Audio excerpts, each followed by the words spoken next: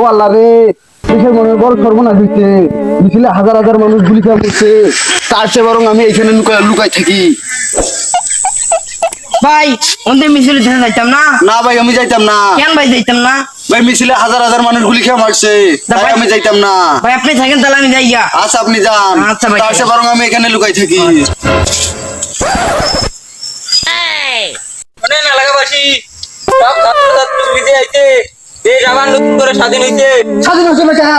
আমি তো মিছিলে গেছিলাম, আমি তো স্বাধীন করছি। এই গুলি যে- আমার লিখতে গেছে, লিখতে গেছে। ভাই স্বাধীন করছি। ভাই আপনার নয় লুকো লুকো থাকতে দেখলাম।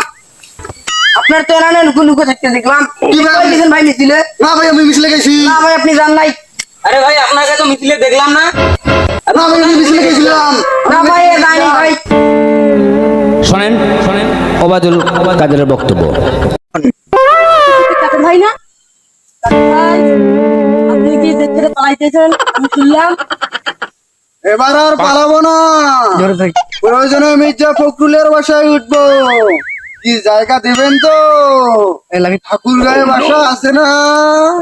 রুট মিয়া, ফালতু কথা বাদ দেন। আপনি কি সত্যি সত্যি দেশ ছেড়ে পালাইতেছেন?